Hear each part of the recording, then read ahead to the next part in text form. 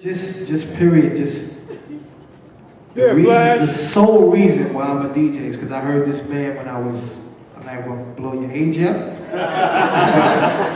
when I heard of him, a cassette tape of him, that was it for me. I was like, I want to be a DJ just because of this man right here. And my first big moment as a DJ, the World Championship, the first time I ever saw him in person, he was the judge of the battle. So from 22 years ago at that moment to becoming, like, to knowing him is crazy to me. Anytime he calls me, he called me 2 days ago, and I told him that he has to come to the show. Anytime he calls me, I go, yo, Grandmaster Flash just called me. Still. Like, still. I was playing this beatbox and hip-hop battles almost fainted. Like, still. Because I don't know if anybody ever met their heroes before, but I met my hero and worked with him a bit, and he calls my phone. I'm like, yo, Flash! So anytime I see him, I always bow and sign of respect. Salute.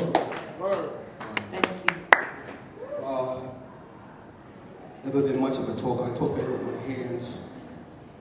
But I will say this. 37 years ago in my bedroom,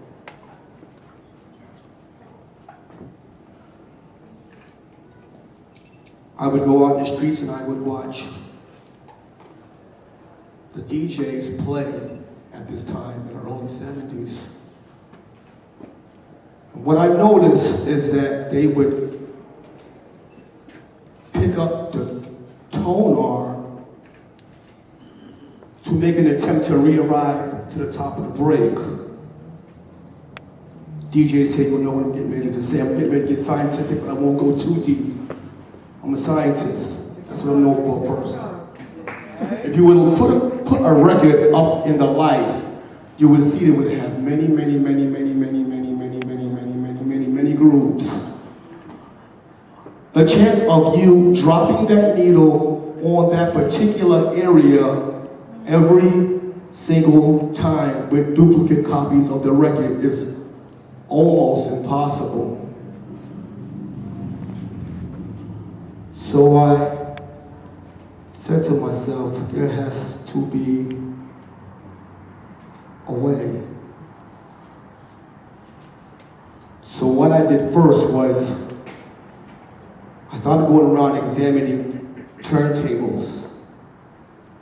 I judged turntables on torque, so that when you brought the record in a backward and forward motion, that platter had to continue to spin clockwise.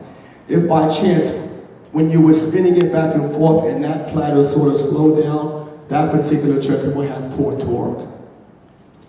It wasn't until I started trying every turntable from Fisher Price to Pioneer to whatever. And I never forget, I was passing by a window and I had a job at this particular time. I was a teenager and I was a messenger boy and I used to deliver packages. And in this window was the most ugliest turntable known to man. And it was known by this little known company called Techniques. It was an SL20 belt drive. I had to save up $75 a piece. Had to take my school money, my allowance, and do what I had to do. The next thing I had to figure out is the stylus. A stylus comes in two classifications. There's conical, there's elliptical. The elliptical was built like a backwards J, so that when it sits in the groove, it plays the left and right channel. But the problem with the elliptical needle is whenever I brought it back, it would fall out of the groove. The conical needle was shaped more like a nail, and although it did not sound the same as clean as an elliptical needle, it would stay inside the groove. Two parts figured out. Third part was, that was later. Next part was, when you buy a turntable, you get this ugly, fat, black piece of rubber that comes with the turntable. And I was noticing when I was trying to bring it back and forth, it would cause the platter to go in a counterclockwise position. So I had to pull the platter off. And then God rest my mother, she was a seamstress. So I had to get a piece of material that would allow the record to move fluid. So my mother was a seamstress, and I was able to just figure out like silk, polyester, this, that. And what I did is I brought an album with me to a material store, and I traced this stuff called felt, because I remember when I was in school, that was the stuff you used to make shapes in. And what I did was, I took this piece of felt because it was very floppy, and when my mother wasn't looking, I would turn the iron all the way up high, spray it with spray starch, and iron it until it became stiff as a wafer. So when I put it between a record and a platter, I was able to move it back and forth. Third science, completed. And I'll call it a slit mat.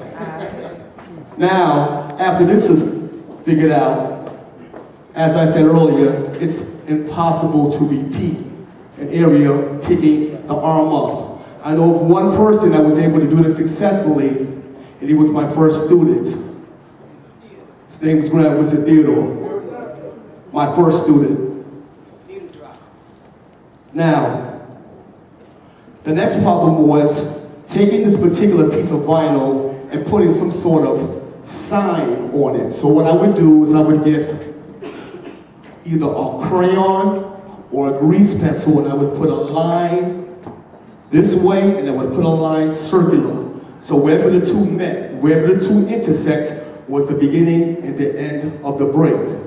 I would mark both these two sides so that when I played the break, because they were very short 10-second breaks, I could rewind this and count each time it passed, the white line passed the tone arm. So if it passed 3 times, 1, 2, 3.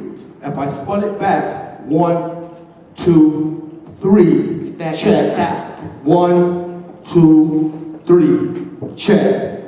I now figured out a way to control time. I called my DJ at this time at 3 o'clock in the morning. I begged him to jump into a taxi. His name was Easy Mike. It's 1974. I says, Mike, watch the way I take this break that's 10 seconds and I make it 10 minutes without anybody knowing. Watch the way I percussively make sounds with this particular get down part. This is what it was called before it was the break. We called it cutting, we called it zucka zucka, and later got different names like scratching or whatever it was. But I will say this without boring you guys, I never thought after 37 years, especially during the early years of being ridiculed for ruining people's records, I was disrespected so many times. Oh my God, people will call me idiots and why is he doing that? It's just so wonderful to know that my science was appreciated, finally understood, and followed by so many people around the world. So if I gotta be called an idiot, it's good to know I got roughly about 20 or 30 million idiots that do this thing that I do. So I say,